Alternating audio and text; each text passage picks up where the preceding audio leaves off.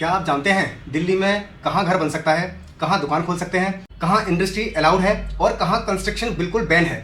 ये सब कुछ सिर्फ एक चीज़ तय करती है, land use and zoning system. और आज का एपिसोड इस पूरे सिस्टम का सबसे आसान और सबसे क्लियर ब्रेकडाउन है। नमस्कार दोस्तों, मास्टर प्लान 2041 सीरीज के एपिसोड 3 में आपका स्वागत है।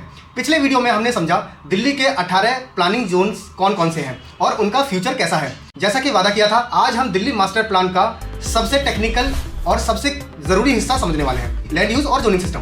अगर आप प्रॉपर्टी लेना चाहते हैं या इन्वेस्ट करना चाहते हैं या दिल्ली का फ्यूचर समझना चाहते हैं तो ये वीडियो आपके लिए बहुत ज़रूरी है। लैंड यूज़ यानी किस ज़मीन का इस्तेमाल किस काम के लिए हो रहा है, ये सरकार पहले से तय करती है। जैसे कहाँ घर बनेंगे, रेजिडेंशियल, कहाँ दुकानें और ऑफिसेज होंगे, कमर्शियल, कहाँ फैक्ट्रीज होंगी, इंडस्ट्रियल, कहाँ फार्मिंग होगी, एग्रीकल्चरल, कहाँ हरियाली ही हरियाली होगी, ग्रीन जोन, कहाँ नदी जंगल इको सेंसिटिव एरियाज होंगे, इको जोन। मास्टर प्लान में जोनिंग सिस्टम क्या है, इसको प्रॉपर समझने के लिए इन चीज़ों को समझना बहुत जरूरी है। जमीन के हर हिस्से को रूल के हिसाब से अलग अलग पार्ट में बांटते हैं ताकि हर जगह डेवलपमेंट कंट्रोल तरीके से हो। जोनिंग के 3 बड़े फायदे होते हैं। पहला, सिटी ऑर्गेनाइज रहता है, ट्रैफिक और इंफ्रास्ट्रक्चर मैनेजेबल होता है, हर जगह गलत कंस्ट्रक्शन नहीं हो सकता। दिल्ली मास्टर प्लान में 7 इंपॉर्टेंट लैंड यूज होते हैं। नंबर 1, रेजिडेंशियल लैंड यूज, जिसको हम आर जोन भी कहते हैं। यहाँ पर घर, फ्लैट, अपार्टमेंट बना सकते हैं। जैसे स्कूल, स्मॉल शॉप्स, क्लिनिक्स, ये अलाउड होते हैं। जिसमें आप लार्ज फैक्ट्रीज, हैवी कमर्शियल, ये अलाउड नहीं होते। कमर्शियल लैंड यूज, इसको सी जोन भी कहते हैं। यहाँ शॉप, ऑफिसेज, शोरूम्स अलाउड हैं।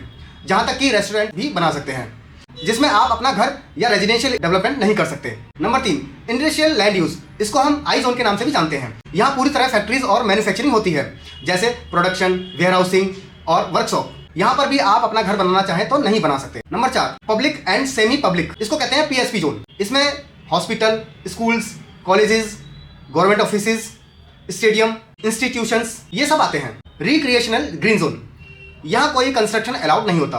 Parks, eco activities, sport complex आदि। Transportation land use, metro, bus depots, flyover, railways, parking hubs, terminals, ये सारी चीजें ट्रांसपोर्टेशन लैंड यूज में आती है। एग्रीकल्चर एंड रूरल जोन, यहाँ खेती और farm house type uses allowed है। लेकिन मास्टर प्लान 2041 में कई जगह फ्यूचर चेंज पॉसिबल नहीं है। रेजिडेंशियल में घर सेफ इन्वेस्टमेंट होता है। कमर्शियल लैंड की कीमत सबसे ज्यादा बढ़ती है। इंडस्ट्रियल जोन जॉब क्रिएट करता है। ग्रीन जोन में कंस्ट्रक्शन पूरी तरह बैन होता है।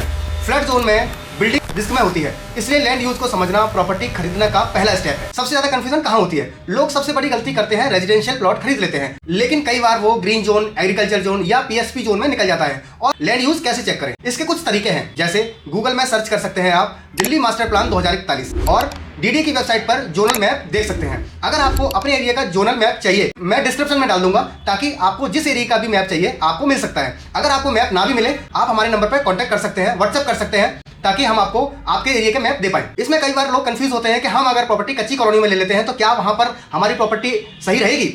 तो मैं आपको बता दूं कि अभी कुछ समय पहले, 2 से 3 साल पहले ही गवर्नमेंट ने 1731 कॉलोनियों को पास किया था, जिसमें कि रजिस्ट्री भी अलाउड कर दी है, जिसमें गवर्नमेंट खुद रजिस्ट्री कर रही है। इसको चेक करने के लिए आप लोकेशन अगर हमें भेजते हैं तो हम आपको प्रॉपर बता सकते हैं कि आपकी जमीन गवर्नमेंट के बाउंड्री के अंदर आ रही है या नहीं।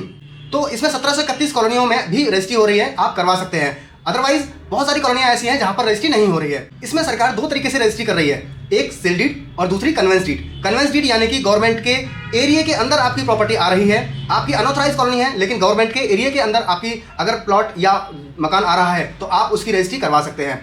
अदरवाइज आप अगर सेल डीड करवाना चाहते हैं तो सेल डीड के लिए भी गवर्नमेंट ने ऑप्शंस खोले हुए हैं। अगर आप अपनी प्रॉपर्टी को कन्वेंस डीड में कन्वर्ट करवाते हैं तो ज़्यादा अच्छा ऑप्शन है, ताकि वो एरिया ऑलरेडी गवर्नमेंट ने सेलेक्ट किया हुआ है, यानी कि बाउंड्री के अंदर लिया हुआ है। आपको ये जानना है कि आपका प्लॉट बाउंड्री के अंदर है या बाहर है, तो उसके लिए आप अपने घर की लोकेशन हमें शेयर कर सकते हैं और हम आपको बता सकते हैं कि आपका जो घर है गवर्नमेंट की बाउंड्री के अंदर है या नहीं।